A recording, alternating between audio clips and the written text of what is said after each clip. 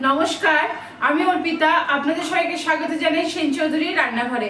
আজ আমি আপনাদের সঙ্গে শেয়ার করব মাছের ডিমের বড়ার তরকারি। চলুন রান্নাটা সরাসরি শুরু করা যাক। দেখুন, এখানে আমি মাছের ডিম নিয়ে নিয়েছি। এখানে আমার রুই মাছের ডিম আছে। মাছের ডিমের মধ্যে আমি কিছু এমন কিছু মেশাবো না, জাস্ট মেশাবো হচ্ছে নুন পরিমাণ মতো নুন দিয়ে দিলাম, আর দেব অল্প পরিমাণ হলুদ, আর বাইন্ডিংয়ের জন্য দেব হচ্ছে এখানে বেসন।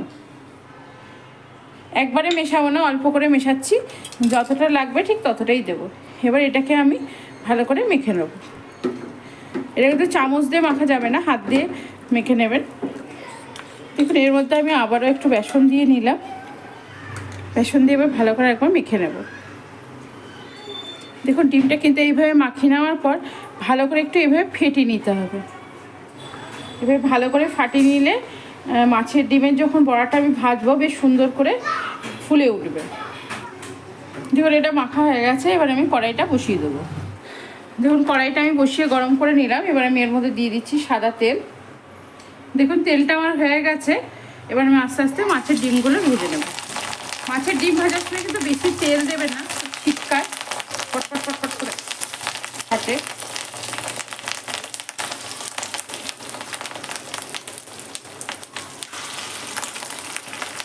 মাছের ডিমটা একটু বেসন মেশালে হতো, কিন্তু আমি বেসন মেশাচ্ছি না, কারণ আপনার বেশি বেসন খেতে হয়ে যাবে। ওই জন্য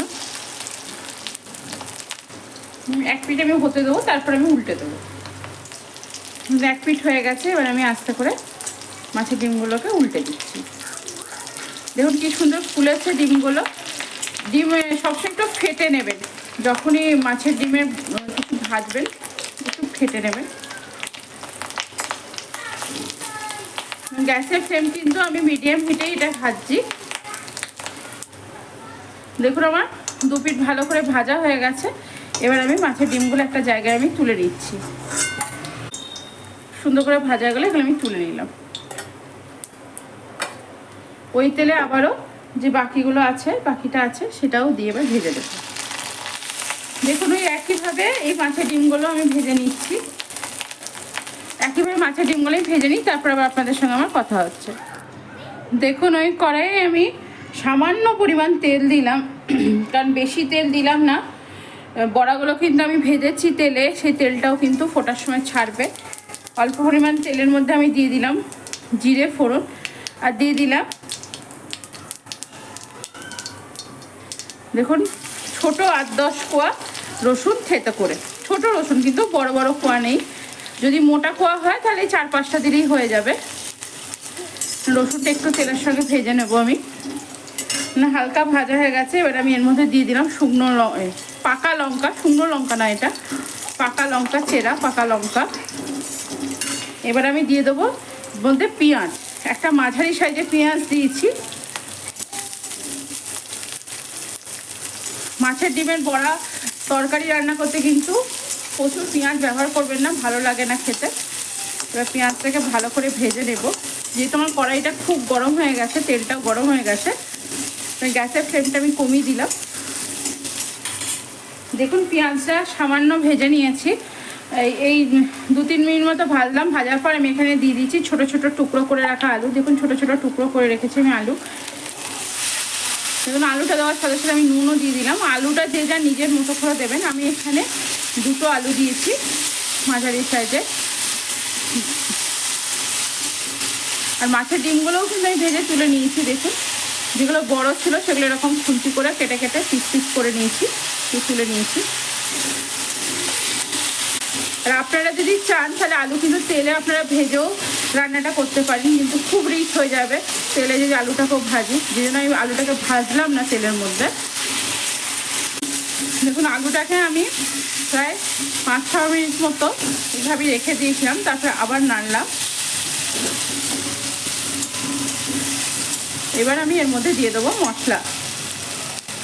মশলার মধ্যে বেশি কিছু দেবো না, সে দেবো আদা জিরে বাটা। দেখুন, 1 চামচ আমি আদা জিরে বাটা দিলাম। আপনারা চাইলে কিন্তু আদা বাটা জিরে গুঁড়োও ব্যবহার করতে পারেন, কিন্তু আমি একসঙ্গে বেটে রেখেছি বলে আমি আদা জিরে বাটাটাই ব্যবহার করলাম। আদা জিরে বাটাটা নেড়ে নিয়ে আমি দিয়ে দিচ্ছি এখানে টমেটো। এখানে আমাদের ওই সাইজে টমেটো আছে, স্লাইস করে দিয়ে দিলাম। একটুখানি যেন ঢাকা দিয়ে দিই, তাহলে তাড়াতাড়ি সেদ্ধ হয়ে যাবে টমেটোটা। দেখুন ঢাকা দিয়ে বেশিক্ষণ ঢাকা দিয়ে দিই, অল্প সময়ের জন্য ঢাকা দিয়ে আমি ঢাকাটা খুলে নিলাম।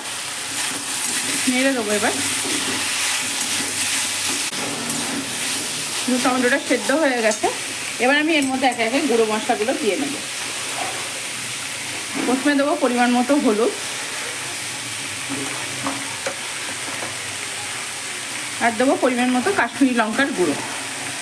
এটা চাইলে আপনারা দিতেও পারেন, আবার নাও দিতে পারেন। সবজিটাকে নেড়ে দিলাম, আর মানে আলুটাকে নেড়ে দিলাম। দেখুন মশলার সঙ্গে ভালো করে নেড়ে নিয়ে অল্প একটু জল দিয়ে দেবো, যাতে তলায় ধরে না যায়, কারণ তেলটা সামান্যই আছে, বেশি আমি তেল দিইনি। আলুটাকে খুব ভালো করে আমি কষিয়ে নেবো।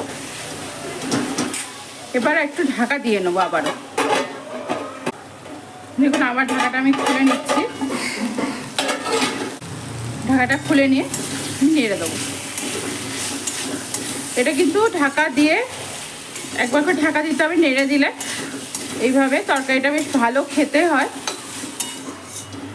আলুটা আমার খুব ভালো মশলার সঙ্গে কষি না হয়ে গেছে, দেখতে পাচ্ছেন কড়াইয়ের তলায় কিন্তু লেগেও যায়নি, অথচ খুব সুন্দরভাবে কষানো হয়ে গেছে, অনেকটাই সেদ্ধ হয়ে এসছে। দেখুন কষাতে কষাতেই আলু। এই তরকারি যত আপনি কষিয়ে করবেন তত কিন্তু টেস্টি হবে। খুব সুন্দর করে কষিয়ে নিয়েছি। এবার আমি এর মধ্যে দিয়ে দেবো পরিমাণ মতো জল। দেখুন এখানে একটু বেশিই জল দেবো, কারণ বড়াগুলোও তো ঝোলে একটু ফোটাবো। বড়ার তরকারি, মাছের ডিমের বড়ার তরকারি কিন্তু একদম শুকনো শুকনো ভালো লাগে না, একটু ঝোলঝোলই ভালো লাগে। দেখুন পরিমাণ মতো আমি জল দিয়ে দিলাম। জল দিয়ে এবার ঢাকা দেবো। ঢাকা দিয়ে এটা ফুটতে দেবো। এটা ফুটে উঠুক ভালো করে, তারপরে আবার আপনাদের সঙ্গে আমার কথা হচ্ছে। দেখুন তরকারিটা আমি অনেকক্ষণ ধরে ফুটিয়েছি। এবার আমি ঢাকনাটা খুলে তাদের দেখাচ্ছি।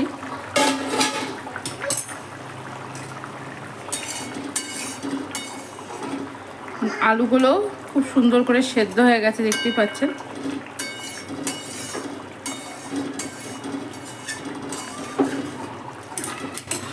এবার আমি এর মধ্যে ডিমের বড়াগুলো যেগুলো করে রেখেছিলাম সেই ডিমের বড়াগুলো দিয়ে দেবো। দেখুন ডিমের বড়াগুলো আমি তরকারির মধ্যে দিয়ে দিলাম। এবার গ্যাসের ফ্লেমটা কিন্তু আমি একটু বাড়িয়ে দেবো, বাড়িয়ে দিয়ে একটু ফুটিয়ে নেবো। দেখুন মাছের ডিমের তরকারিটা কিন্তু আমি অনেকক্ষণ ফোটালাম। এবার আমি গ্যাসের ফ্লেমটা কিন্তু অফ করে দেবো। এইটুকু আপনার রাখবো, কারণ শুকিয়ে গেলে আরেকটু বসবে। দেখুন মাছের ডিমের তরকারিটা এবার একটা জায়গায় আমি কিন্তু তুলে নিচ্ছি, গরম কড়াই আমি রাখবো না।